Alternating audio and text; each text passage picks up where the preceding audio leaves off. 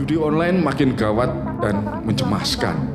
Menurut Pusat Pelaporan dan Analisis Transaksi Keuangan atau PPATK, nilai transaksi judi online mencapai 100 triliun rupiah pada kuartal pertama tahun 2024 ini. Bandingkan nilai transaksi judi online itu jika dipakai untuk membangun gedung sekolah dasar. Ya, berapa itu? Nah, seandainya ya biaya pembangunan satu gedung SD itu mencapai 4 miliar, ini misalnya ya, berarti kita bisa membangun 25.000 SD dengan uang hasil transaksi judi online. Yang bikin miris adalah korban judi online saat ini yaitu kebanyakan berasal dari macam-macam lah. Ada mahasiswa, ibu rumah tangga, guru, pegawai negeri, anggota DPR, bahkan anggota TNI dan Polri. Bayangkan betapa masifnya, ya banyaknya dan bervariasinya korban judi online. Sampai-sampai ya tempo hari kemarin misalnya kita baca ada berita yang menyebutkan bahwa ada seorang poluan yang membakar suaminya yang juga polisi gara-gara sang suami terjerat judi online. Ini kan sangat mencemaskan ya, jadi bikin hati miris. Nah, di Sleman, daerah istimewa Yogyakarta, judi online bahkan disebut-sebut sebagai pemicu terbesar kasus perceraian di kalangan pasangan muda. Ini gawat memang ya situasinya. Karena ya sampai mempengaruhi hubungan pernikahan, membuat pernikahan menjadi berantakan. Nah, gentingnya masalah judi online membuat Presiden Joko Widodo kemudian membentuk Satgas Pemberantasan Judi Online yang diketuai oleh Menko Polhukam Bapak Hadi Cahyanto. Tugas Satgas itu antara lain melakukan koordinasi antar lembaga pemerintah untuk mencegah dan menindak sindikat pelaku judi online dan para pelakunya yang berasal dari berbagai kalangan. Intinya dengan Satgas itu pemerintah ingin menyatakan perang melawan judi online. Nah, sekarang bagaimana media massa, para wartawan ya, bisa ikut berperan memberikan kontribusi nyata dalam perang melawan judi online. Kita bahas setelah ini.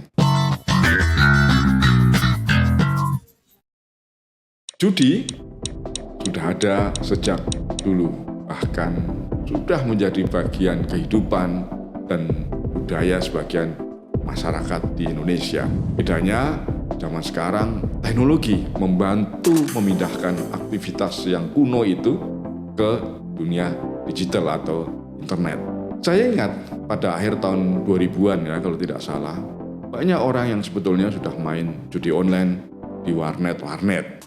Ya, waktu itu hanya ada warnet ya. Nah, hanya saja mungkin karena jumlah pengguna internet di Indonesia belum sebanyak sekarang dan judi online belum semasif sekarang, nyaris tidak ada yang memberi perhatian besar pada judi online.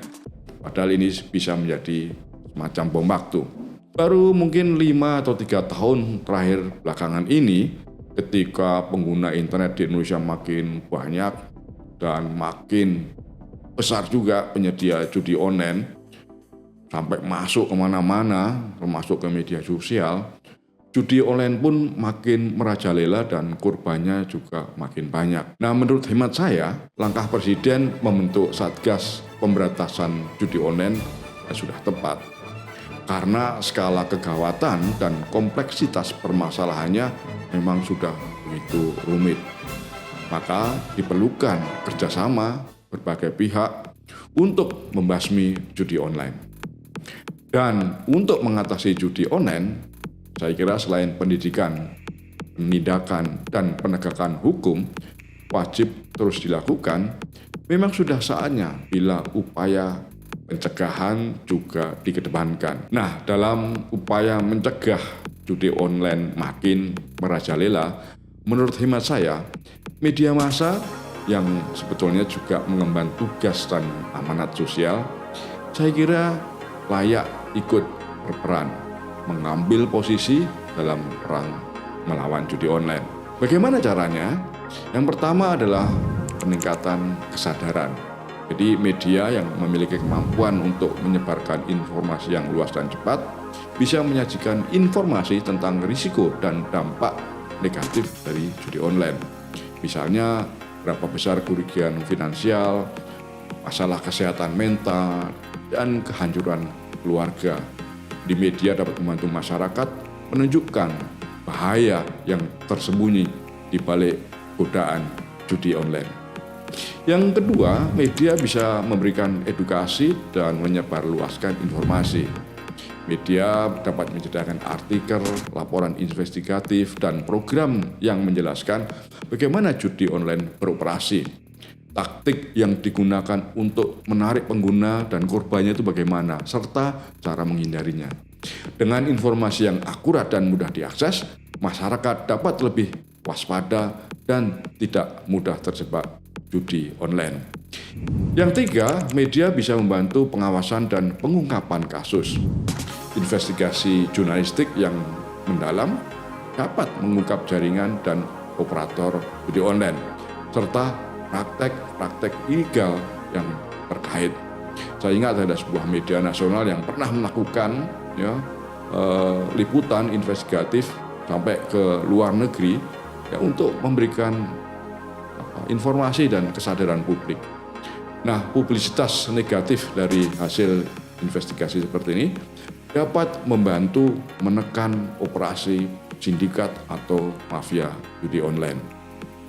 Yang keempat, media bisa menyelenggarakan forum diskusi atau debat publik begitu ya, menyelenggarakan debat, diskusi panel, forum publik yang melibatkan pakar, pemerintah, masyarakat termasuk korbannya untuk membahas masalah judi online dan mencari apa saja solusi bersama. Ya, ini adalah satu langkah yang sangat penting untuk memberikan platform pertukaran ide dan strategi yang dapat diimplementasikan.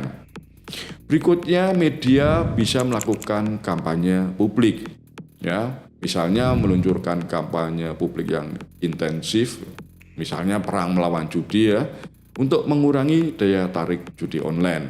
Ya, bentuknya bisa iklan layanan masyarakat di televisi, di radio, dan media sosial. Upaya seperti ini bisa sangat efektif karena media bisa menyebar kemana-mana. Pesan yang kuat dan konsisten bisa mengubah persepsi publik terhadap judi online.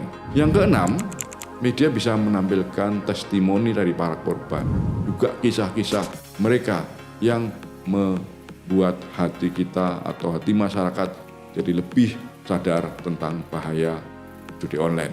Menyajikan kisah nyata dari korban judi online dapat meningkatkan empati dan kesadaran tentang dampak nyata dari judi online. Mendengar langsung dari mereka yang menjadi korban atau mereka yang telah terpengaruh dapat menjadi pembelajaran yang sangat berharga bagi orang lain.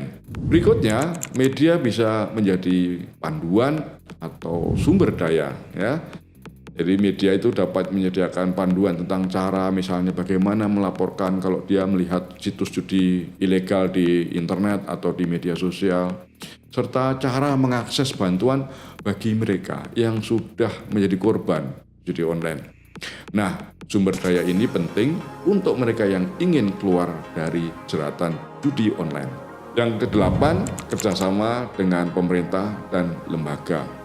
Jadi misalnya media massa membuat inisiatif ya, berkolaborasi dengan pihak berwenang dan lembaga non-profit untuk mendukung inisiatif anti judi dan memastikan informasi yang disebarkan itu akurat serta terpercaya. Ini adalah langkah yang sangat penting, bahkan tidak kalah penting dari upaya yang lain. Yang kesembilan, pengawasan kebijakan. Nah, ini sesuai fungsinya, media kan merupakan alat kontrol ya.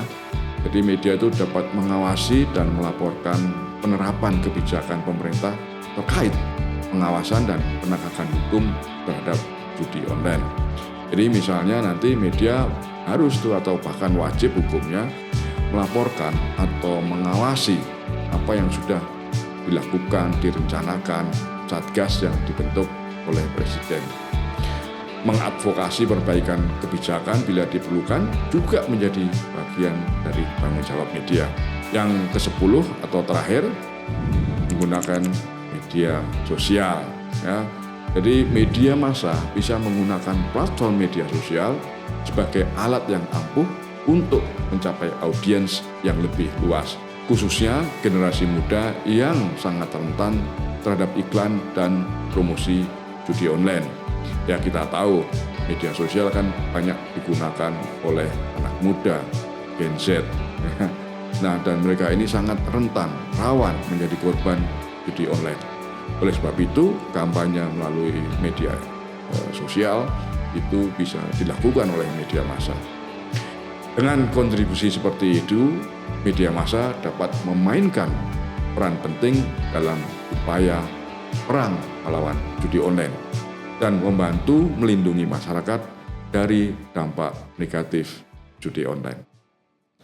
Tapi